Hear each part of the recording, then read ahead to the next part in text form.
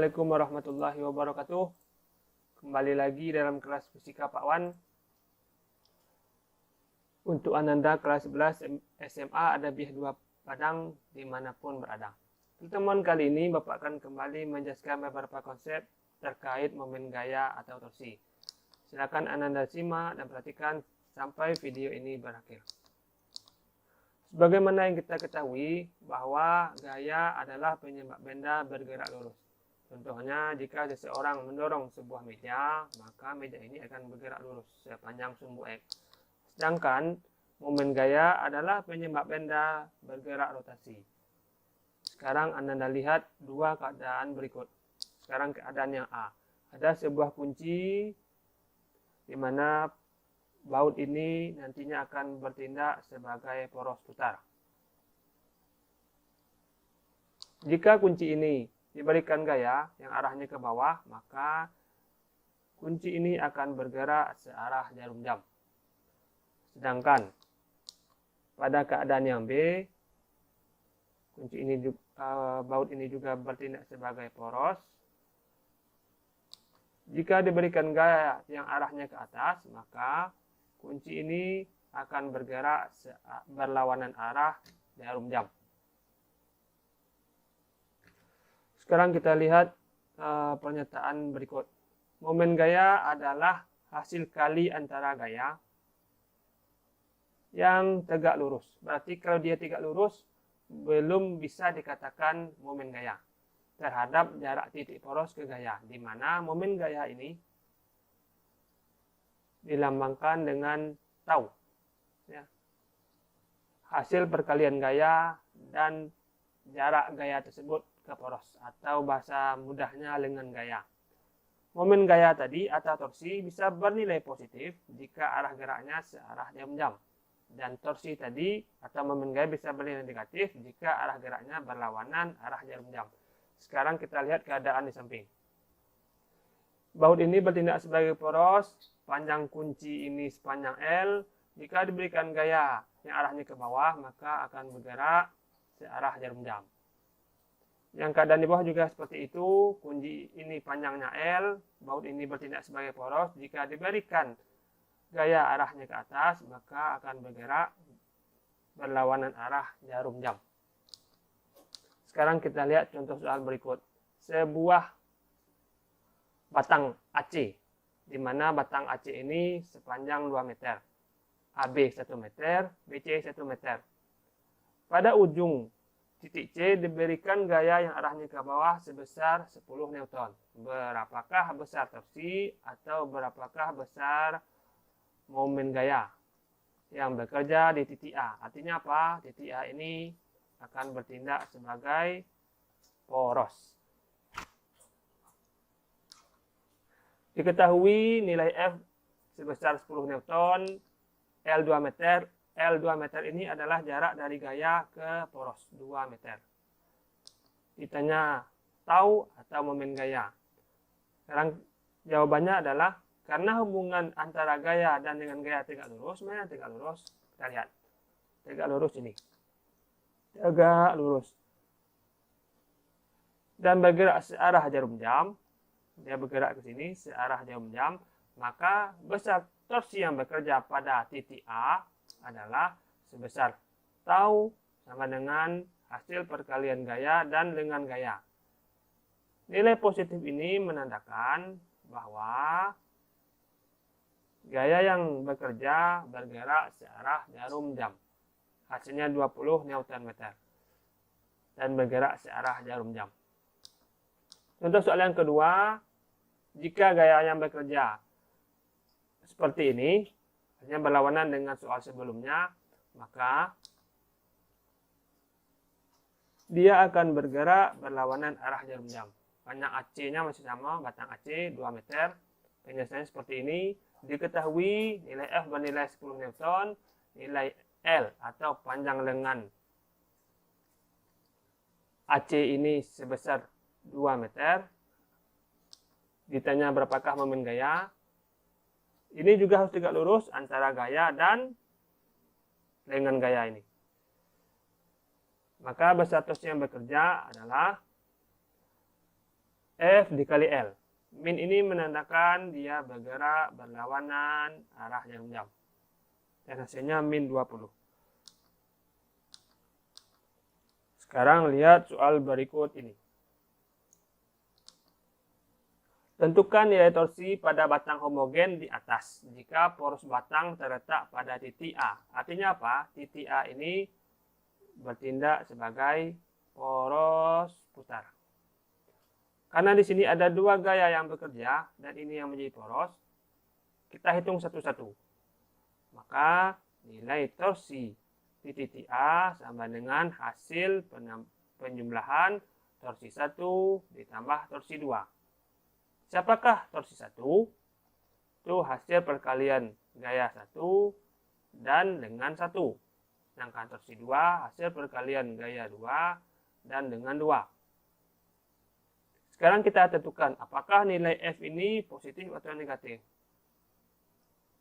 Dia bergerak searah jarum jam, maka nilai ini positif. Yang gaya 2 juga bergerak searah jarum jam, maka dia juga akan bernilai positif. Maka kalau ini kita lanjutkan, ini nilainya positif 20. L1 ini mana? Jarak dari gaya ke poros atau panjang AB kali 1 ditambah nilai F2 50.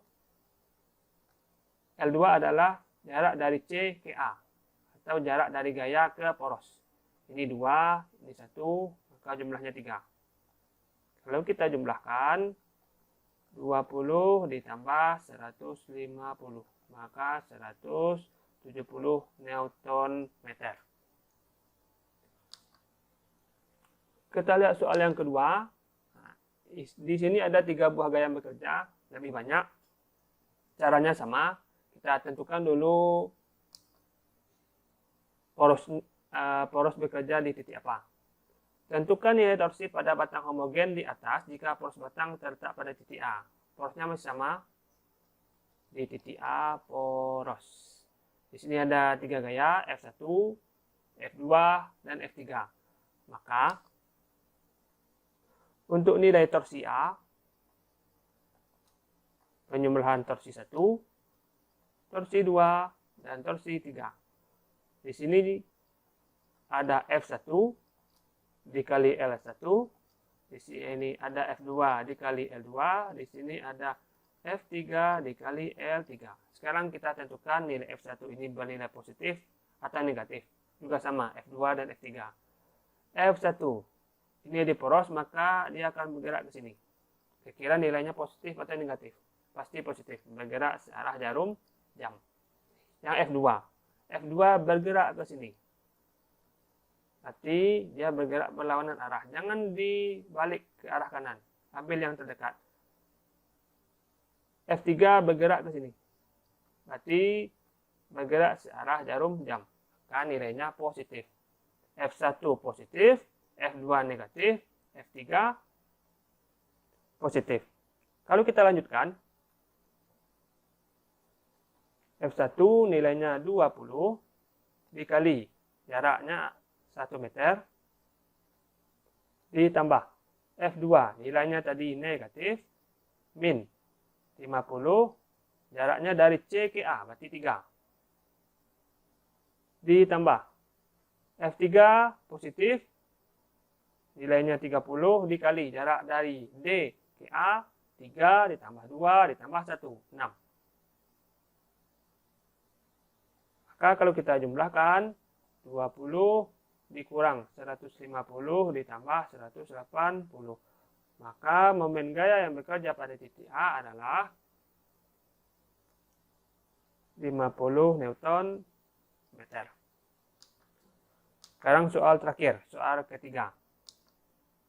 Bagaimana jika gaya bekerja pada benda atau pada batang ini membentuk sudut terhadap sumbu X atau terhadap garis horizontal? Bagaimana sudah dijelaskan, nilai F harus tegak lurus dengan L. Sedangkan ini membentuk sudut sebesar 53 derajat yang F2 sebesar 37 derajat. Maka caranya seperti apa? Harus kita uraikan dulu. Seperti ini.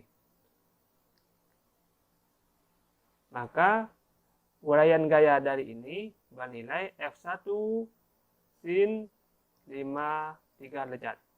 Sedangkan ini kita uraikan ke bawah. F2 sin 37 derajat. Maka gaya yang kita gunakan bukan F1 ini, tapi F1 sin 53. Sedangkan gaya F2 bukan F2, tapi F2 sin 37. Setelah ini kita dapat tegak lurus.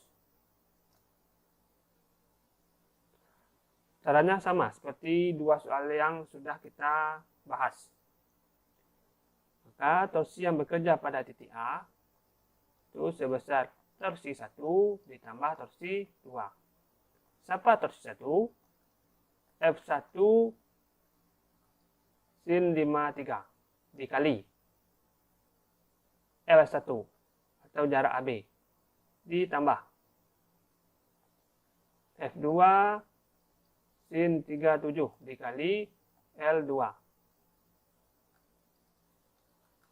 F1 nilainya 10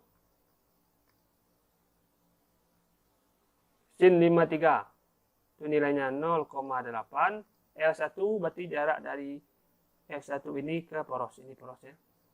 Poros 2 meter dikali 2. Nah, sekarang nilai ini apakah positif atau negatif? Sekarang kita lihat. Dia bergerak ke arah kiri. Berarti berlawanan. Maka nilai di sini min. Sedangkan yang F2 sin 37 bergerak searah. Maka nilai ini positif. Maka nilai positif. Ini nilainya kita masukkan 6 sin 37 0,6 dikali dari jarak dari C ke A. Gaya yang bekerja di C ini ke poros A sebesar 4.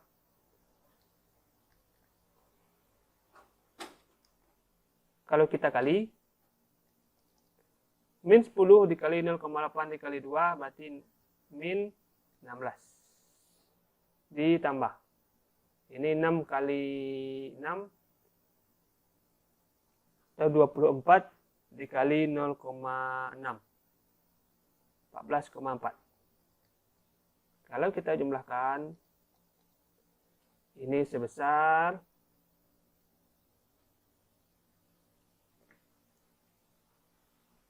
min 1,6 Newton meter. Baik, mungkin sekian yang bisa Bapak sampaikan. Untuk latihan soalnya bisa Anda lihat pada tahap selanjutnya. Mudah-mudahan apa yang disampaikan pada pertemuan kali ini mudah untuk dipahami, mudah untuk dimengerti. Terima kasih. Assalamualaikum warahmatullahi wabarakatuh.